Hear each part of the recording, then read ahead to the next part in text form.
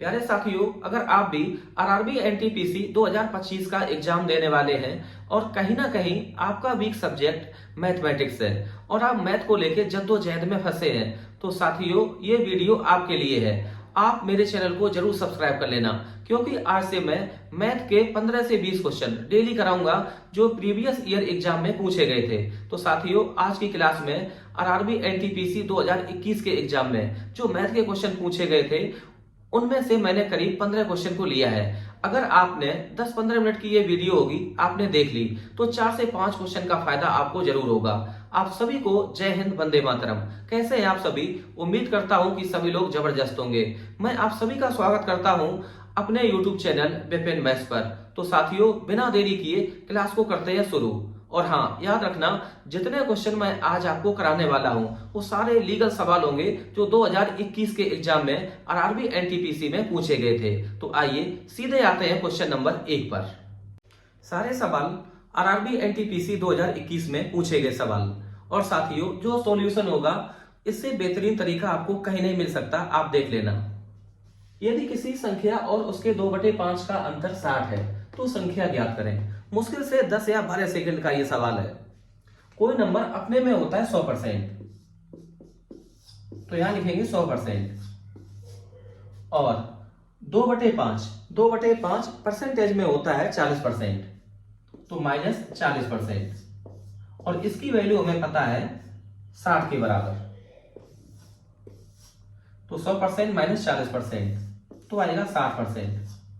60% बराबर 60। और हमसे पूछेगी संख्या, संख्या मतलब 100%, तो 100% बराबर, अगर 60% बराबर 60 तो 100% बराबर 100। तो ऑप्शन नंबर ए ये करेक्ट। बस इतना ही टाइम लगना है इस टाइप के सवाल में। आप ध्यान रखना, जिसकी वैल्यू निश्चित है वो परिमेय है और जिसकी वैल्यू अनिश्चित है वो अपरिमेय है। 3 + 2√5 ये कौन सी संख्या है? परिमेय संख्या, अपरिमेय संख्या, सम्मिश्र संख्या या प्राकृतिक संख्या? तो साथियों, जो √5 है इसका स्क्वायर रूट बिल्कुल पूरा पूरा नहीं निकाला जा सकता। तो जो 3 + 2√5 जो इसकी वैल्यू आएगी वो निश्चित नहीं होगी। कैसी होगी? अनिश्चित, लगभग में मान आएगा। तो इसलिए 3 + 2√5 एक अपरिमेय संख्या है। तो ऑप्शन नंबर बी ये करेक्ट है। अगला सवाल फैक्टर से, और बेहद इंपॉर्टेंट क्वेश्चन है, आप देख लेना। आरआरबी एनटीपीसी 2025 में भी इस टाइप का सवाल 100% आएगा। 120 के विषम और समभाजकों की कुल संख्या क्रमशः कितनी है? तो आप ऐसे देखो, 120 बराबर, इसको ब्रेक करेंगे प्राइम फैक्टर में। तो 120 को लिख सकते 2 की पावर 3 इंटू 3 की पावर 1 इंटू 5 की पावर 1। तो सबसे पहले हम लोग निकालेंगे विषम फैक्टर। तो विषम के लिए आप 2 की पावर जितनी है उसको आप इग्नोर कर देना, बाकी 3 की पावर 1 इंटू 5 की पावर 1, इसमें पावर 1 जोड़ के हम लोग गुणा करेंगे। तो 1 + 1 इंटू 1 + 1, तो ये आ जाएगा 2 × 2 बराबर 4। तो जो विषम फैक्टर है वो है 4।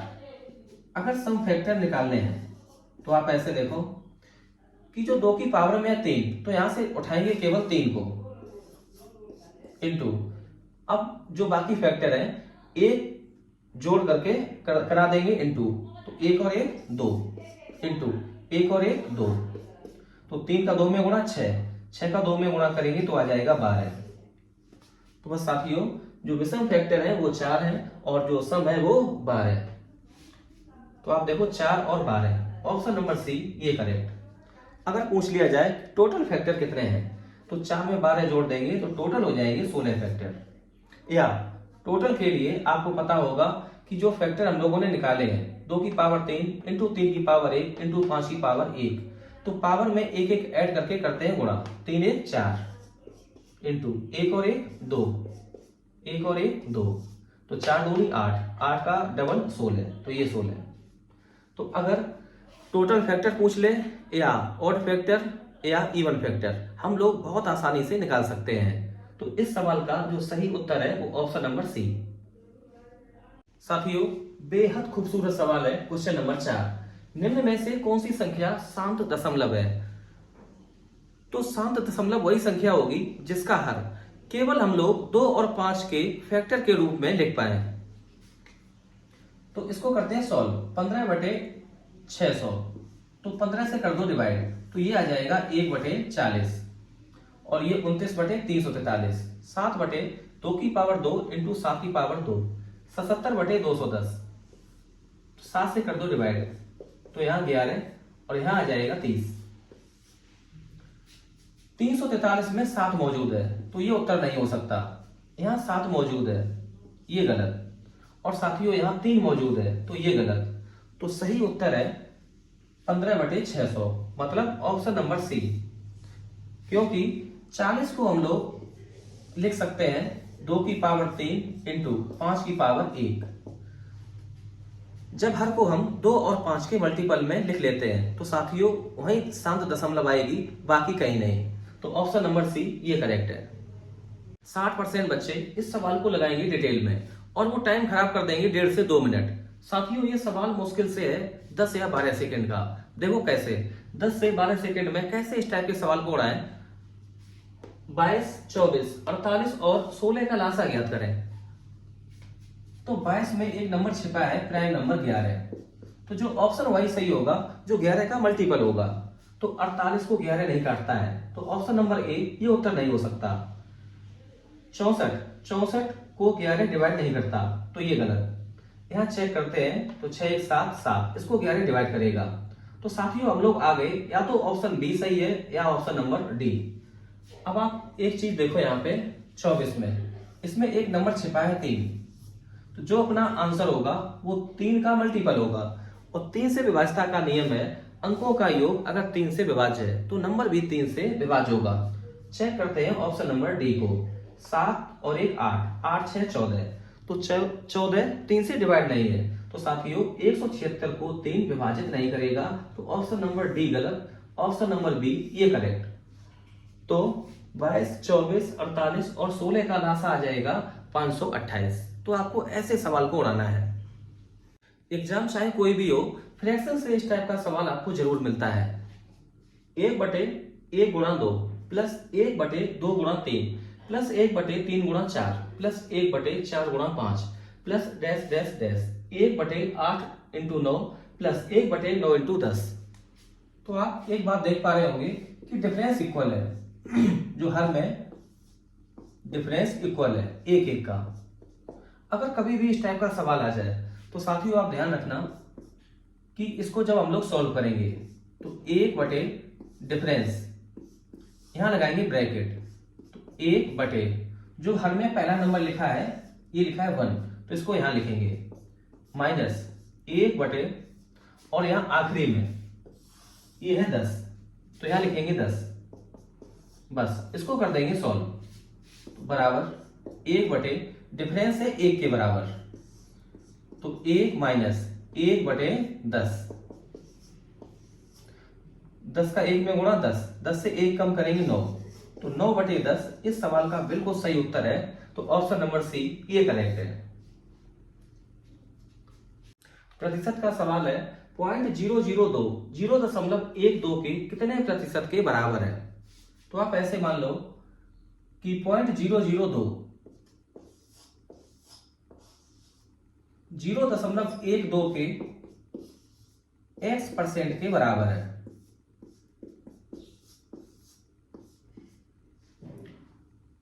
तो यहां से हम लोग x की वैल्यू निकालेंगे। तो आप एक काम कर सकते हैं यहां पे कि अगर हम इनटू करा दें 1000 से, तो आप यहां भी इनटू कर दो 1000 से, तो ये आ जाएगा 120x बटे 100 बराबर, और यहां पॉइंट हो जाएगा खत्म, तो केवल बचेगा 2, तो 0 से 0 कर दो कैंसिल, 2/1, तो 12x बराबर 10 दूनी 20, 4 से कर दो डिवाइड, तो 3x बराबर 5, तो यहां से x की जो वैल्यू आएगी वो 5/3 3 के बराबर। तो साथियों 5/3% के बराबर है। तो ऑप्शन नंबर ए ये करेक्ट। सारे क्वेश्चन लीगल हैं जो 2021 के एग्जाम में पूछे गए हैं आरआरबी एनटीपीसी में। 10 के 0.9% का मान ज्ञात कीजिए। तो आप ऐसे लिखो 10, इसका हमें निकालना है 0.9%। तो परसेंट को हटाएंगे तो नीचे आ जाएगा 100। 10 का गुणा करेंगे तो ये आ जाएगा 9। 9/100। 9/100 इस सवाल का सही उत्तर। तो ऑप्शन डी ये करेक्ट। Question number 9। जैक एक पोशाक को 1440 रुपए में बेचता है और 20% का लाभ कमाता है। पोशाक का क्रय मूल्य कितना है? आप ध्यान रखना कि सीपी होता है 100%। एसपी की वैल्यू प्रॉफिट के केस में 100% में जोड़ते हैं और लॉस के केस में 100% से माइनस करते हैं। तो यहाँ प्रॉफिट है 20%, सीपी होता है 100%। तो एसपी की जो वैल्यू आएगी वो 120%, जिसकी वैल्यू हमें सवाल में पता है 1440 रुपए। हमें यहां से वैल्यू निकालनी है 100% की। 0 से 0 कैंसिल, तो 12 144। तो 1% की जो वैल्यू आएगी वो 12 रुपए के बराबर। पोशाक का क्रय मूल्य, तो वैल्यू हमें चाहिए 100% की। अगर 1% 12 रुपए के बराबर है तो 100% 1200 रुपए के बराबर। यही इस सवाल का सही उत्तर है। ऑप्शन नंबर सी ये करेक्ट है। आज की क्लास का क्वेश्चन नंबर 10। A/B बराबर 1.2/2, B/C बराबर 1.5/2, C/D बराबर 2/3। करा B/D निकालें। ऑप्शन ये आपके सामने है। तो हमें A/B इसकी कोई जरूरत नहीं है, क्योंकि B और D यहीं से आराम से निकाला जा सकता है। तो साथियों आप एक काम करो कि इस रेशियो को सही से लिख लो, 1.5/2। तो पॉइंट हटा के यहाँ 0 चिपका सकते हैं। तो ये आ जाएगा 5 तिया 15 और 5 चौको 20। अगर हमें B/D चाहिए तो आप देख रहे होंगे कि C से C ये हो जाएगा कैंसिल। यहां से हमें मिल जाएगा B और ये D बराबर। अब 3 से ये 3 इसको कर सकते हैं हम लोग कैंसिल। तो यहां से 2 और यहां से 4, 2/4 बराबर 1:2। 1/2 इस सवाल का सही उत्तर। ऑप्शन नंबर सी ये करेक्ट।